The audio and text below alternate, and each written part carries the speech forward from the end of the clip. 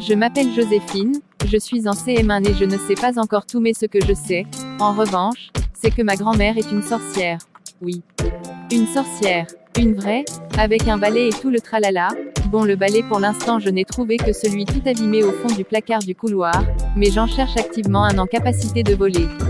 Revenons à nos moutons, je sais que mamie est une sorcière parce qu'un jour papa a dit à maman, c'est une vraie sorcière ta mère. Cela me fait bizarre de penser à papa et maman depuis qu'ils ont eu leur accident de voiture. À chaque fois que je pense à eux, j'ai envie de pleurer parce que je sais que je ne les reverrai pas et à chaque fois mamie me dit qu'il ne faut pas regarder le passé et avoir des regrets mais qu'il faut sourire à l'avenir et garder la tête haute quoi qu'il arrive, en pensant toujours à ceux que l'on aime.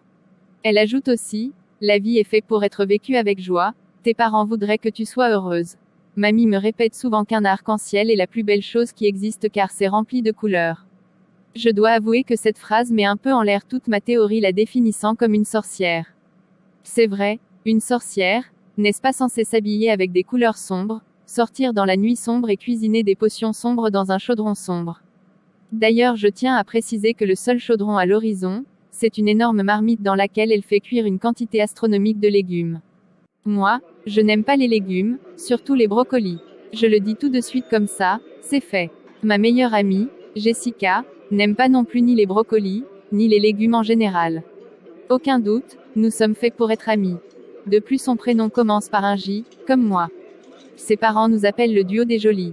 Jessica trouve bizarre mon entêtement à croire que ma grand-mère est une sorcière mais elle m'a promis qu'elle m'aiderait à la prendre la main dans le sac et à le lui faire avouer. Mamie l'a invitée cet après-midi. Nous avons fait des cookies et nous avons observé, avec beaucoup d'attention, si elle ne glissait rien de suspect dans la pâte. Rien vu. Au moment de les manger, nous avons proposé à mamie de les goûter la première comme ça, si jamais elle se transformait en crapaud, nous aurions une preuve. Mamie nous a regardé bizarrement mais n'a rien dit. Elle a pris un cookie et a croqué dedans à pleines dents. À ce moment-là, Jessica et moi étions pleines d'espoir. J'espère d'ailleurs que ça ne s'est pas trop remarqué, figurez-vous qu'il ne s'est rien passé, pas de transformation, pas d'oreilles qui poussent, rien du tout. Ah si, mamie a dit.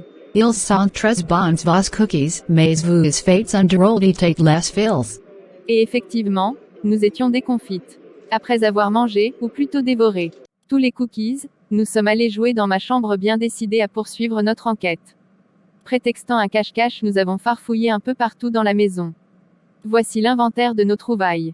Un bilboquet datant, au moins, du Moyen-Âge, voire plus, des photos de famille, ne pas regarder sous peine de fondre en larmes, les ranger vite dans la boîte. Un livre intitulé « Les fleurs du mal ». Je n'en ai jamais entendu parler, mais Jessica et moi sommes certaines que cela a un rapport avec la sorcellerie, les fleurs, le mal. C'est un peu mystérieux alors nous l'avons ouvert à une page, au pif, juste pour voir. Les phrases n'allaient même pas jusqu'au bout de la ligne, nous ne comprenions pas un traître mot et en plus, c'était pareil partout. Sûrement des incantations, l'après-midi étant bien avancé, les parents de Jessica sont venus la chercher. Ma grand-mère, qui ne sait pas que nous savons, leur a donné des cookies. J'ai prévenu Jessica que mamie pouvait avoir mis une potion à retardement dedans. On n'est jamais trop prudent, ensuite je me suis douchée, j'ai mangé et je suis allée me coucher. Il faut bien reconnaître que tenter de prouver que sa grand-mère est une sorcière, c'est drôlement fatigant. Ce matin, à l'école, la leçon de mathématiques portait sur les fractions. Je n'ai rien compris, je demanderai à mamie. Avec un peu de chance, elle me jettera un sort qui m'éclairera sur les fractions et quelques autres trucs que je n'ai pas compris. Je me prends vraiment la tête avec le secret de mamie mais bon, j'aimerais lui prouver que j'ai percé son secret avant les grandes vacances, soit dans un mois seulement. Et pour l'instant à part le livre d'incantation et une baguette, certainement une baguette magique, je piétine. À ce rythme-là j'aurai amassé suffisamment de preuves quand je passerai mon bac. De quoi chuchotez-vous comme ça? J'aimerais bien savoir. De rien mamie. Je vous attends pour dîner. Ne sais Shinzu. Ok oui, la maîtresse me tire soudain de mes rêveries, Joséphine. Mince, la maîtresse m'a vu en train de rêver et ça va être compliqué de me justifier. Heureusement, elle ne me fait aucune remarque désagréable et me demande, Joséphine, sachant qu'une tarte est coupée en 4 et que Paul veut un quart de cette tarte, combien de parts doit-il prendre? 2. Je réponds, ricanement dans la classe, c'est pratique les ricanements, tu sais quand tu as faux avant même que la maîtresse te le dise. La réponse de Madame Turchon ne tarde effectivement pas, la prochaine fois, tu éviteras de rêver pendant la leçon et tu seras un peu plus attentive. Paul doit prendre une seule part de tarte. Je pense toujours que si Paul est gourmand, il prendra 2 parts de tarte, mais je me garde bien de le dire car je suis en trop mauvaise posture pour en rajouter. J'ai vraiment besoin du sort de mamie, il ne peut m'être que bénéfique. Ha ha ha ha ha ha. Tu trouves ça drôle toi? No ha ha ha. Sur mon bulletin du 2e trimestre, la maîtresse avait noté que j'étais plus insolente et que j'avais de moins bonnes notes qu'au premier trimestre. Normal, au premier trimestre j'avais encore des parents. Je la pense partie pour me faire la même remarque au 3e trimestre. L'après-midi même, Madame Turchon nous a dit que les bulletins nous seraient remis à la fin de la semaine. Je suis devin. C'est peut-être génétique, ma grand-mère est une sorcière et moi je suis devin.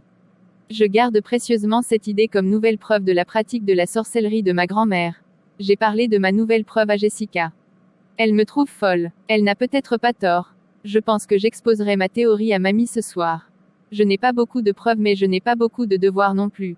Comme ça, j'aurai le temps de répondre à toutes ces questions car elle souhaitera forcément savoir comment j'ai fait pour percer son secret.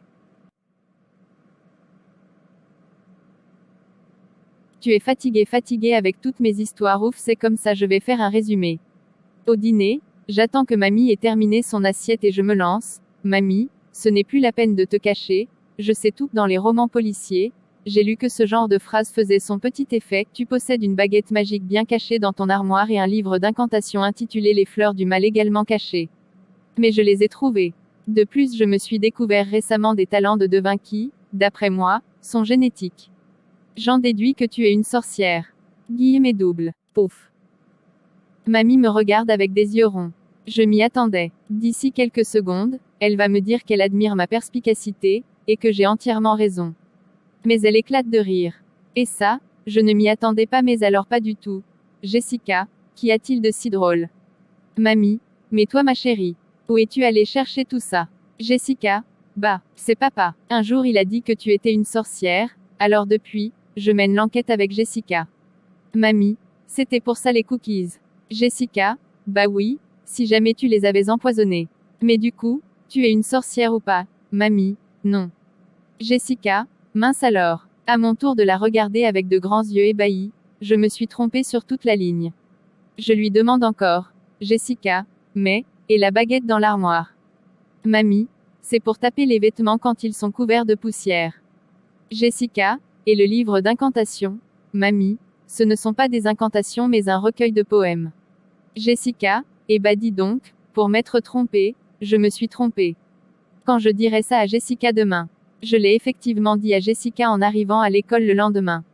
Elle était morte de rire, il a même fallu que la maîtresse intervienne pour la calmer. Madame Turchon m'a fait les gros yeux. J'ai cru bon de lui expliquer que ma grand-mère n'était pas une sorcière. Je me demande comment elle va le prendre. On verra ça sur le bulletin. Enfin ça se termine bien quand même, j'avais peur pour toi. Allons-y, Grandma nous attend pour dîner. On y va, une demi-journée pour entendre l'histoire, c'est l'heure de rentrer chez moi.